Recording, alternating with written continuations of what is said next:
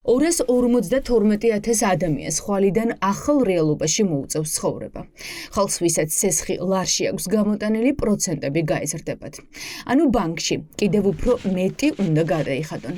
არადა კრედიტინფოს მონაცემებით მოქალაქეებს სესხების გადახდა ისედაც უჭირთ. ეროვნულმა ბანკმა რეფინანსირების განაკვეთი 8,25%-მდე გაზარდა. ცენტრალური ბანკი თავს იმართლებს და ამბობს, რომ ეს გარე ფაქტორების ბრალია. არავინ იცის თუ რამდენ ხანს გაგრძელდება ახლო აღმოსავლეთში მიმდინარე კონფლიქტი, როგორი იქნება შემდგომი ფასების ვოლატილობა გარე ბაზრებზე და აქედან გამომდინარე მივიღეთ გადაწყვეტილება, რომ თუნდაც მცირე ბიჯით ჩვენ გაგვეზარდა რეფინანსირების განაკვეთი, ჩვენი მონეტარული პოლიტიკის განაკვეთი, რაც ატარებს მკვეთრად გამოხატულ პრევენციულ ხასიათს. ანუ ეს არის ინფლაციური წნეხის, ინფლაციური რისკების ჩვენზე გადმოცემის პრევენცია. ბოლო 2 წელია ეროვნულ ბანკს სესხები ხალხისთვის არ გაუძვირებია, თუმცა ახლა არ გამორიცხავს, რომ კიდევ გაიზარდოს.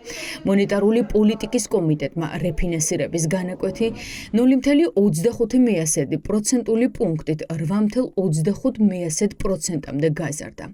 ამან წესით ინფლაციური შოკი უნდა შეამციროს, რადგან აპრილში ინფლაცია თითქმის 6%-მდე გაიზარდა, რაც ბოლო 2 წლის მაქსიმალური მაჩვენებელია.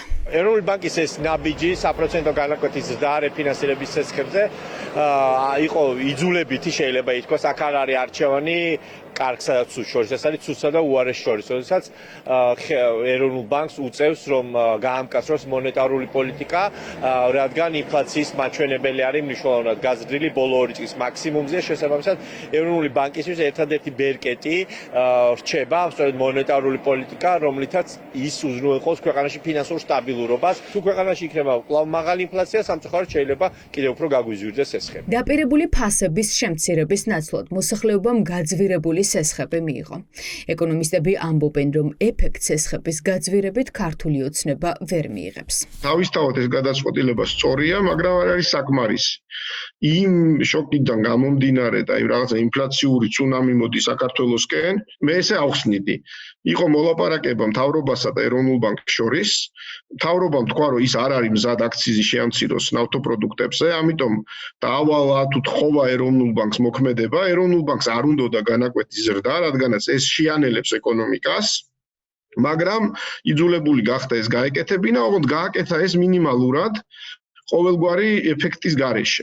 ამიტომ ნაბიჯი სწორია, ეფექტი ექნება ნული. ეს გავდაროთ და ყველაფერი გასწორდება, სამწუხაროდ ასე არ მოქმედებს ეს ინსტრუმენტი, მას ჩვენს ყველა ეკონომიკაზე სხვადასხვა და ჩვენს ეკონომიკაზე დაახლოებით 3-დან 6 თვემდე გადაცემის პერიოდი გააჩნია. აქედან გამომდინარე, ეს ნაბიჯი არის დაგვიანებული. რაც შეეხება დღეს არსებულ საგარეო შოკებს, რომელიც გლობალური ნავთობის ბაზრებიდან მომდინარეობს, ეს არის დროებითი შოკი, რომლის განეიტრალებას ხელეწიფება ამ შემთხვევაში ფისკალურ ხელისუფლებასა და არა ეროვნულ ბანკს, მაგრამ ამ მიმართულებით ნაბიჯებს არ დგამს. ეს ნაბიჯები შეიძლება იქნას გამოხატული სხვადასხვა საგადასახადო ინსტრუმენტებით, ლავირების ფორმით, მაგრამ ამას არ აკეთებს. სესხების გაძვირება არ ურტყამს მხოლოდ რიგით მოქალაქეებს, ვისაც ბანკიდან კრედიტი აქვს აღებული. სესხი უძვირდება ბიზნესსაც. ოპოზიცია ამბობს, რომ რეალობა, რომელიც დადგა ტყუილების შედეგია, რომელშიც ქართული ოცნება ხალხს აცხოვრებს და უკვე 5 თვეა ფასების ზრდის სულ სხვა მიზეზებზე ლაპარაკობს. იმის მაგივრად, რომ ხელისუფლებამ რთულ ვითარებაში გავიაფოს ცხოვრება თავის მოქალაქეებს, შეღავათი ანახოს, ამის მაგივრად იმ ვითარებაში, როდესაც ყოველთვის ფასი იზრდება, ამის მაგივრად ხელისუფლება უფრო ღრმად ყოფს ხელს საქართველოს მოქალაქეების ჯიბეში. მეორე ეს არის ბიზნესის და ეკონომიკური პროცესის დახრჩობა, იმიტომ რომ ერთ შენატანი გაიზრდება აბსოლუტურად ყველა ამ ქვეყნის მოქალაქეს, მაგრამ გაიზრდება აგრეთვე სესხის ღირებულება ბიზნესისთვის, რაც ნიშნავს, რომ ბიზნესი არ ჩადებს ფულს მომავალ განვითარებაში და გვექნება სტაგნაცია, რაც ბევრ შემთხვევაში დამატებითი ფასების ზრდასაც გამოიწვევს. გამოსავალი ამ ვითარებიდან იქნებოდა აქციზის გადასახადის შემცირება, ელექტროენერგიის გადასახადებში, კორუფციული სქემების და ბიტკოინის ბიზნესის ბიტკოინის კორუფციული ფასის ამოღება. დღეს ჩვენ ვიცით, რომ დღეს ქართული ეკონომიკა არის ბიტკოინების ბიზნესის ბიტკოინების ეკონომიკა, კოლ-ცენტრების ეკონომიკა. რა გეგმა აქვს მთავრობას ინფლაციასთან საბრძოლველად? პარლამენტში მისული ფინანსთა მინისტრის მოადგილე დღეს ამბობდა, რომ ყველაფერი რაც ხდება საერთაშორისო ფაქტორების ინფლაციების ბრალია.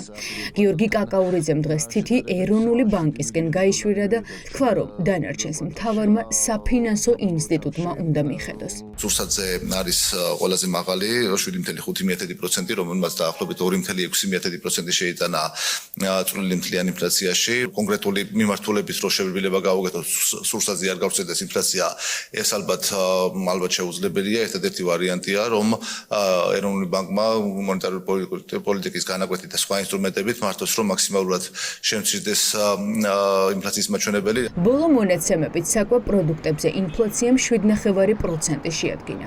ფინანსთა მინისტრის მოადგილემ დღეს თქვა, რომ წლის მეორე ნახევარში აქვთ მოლოდინი, რომ ინფლაცია შემცირებას დაიწყებს.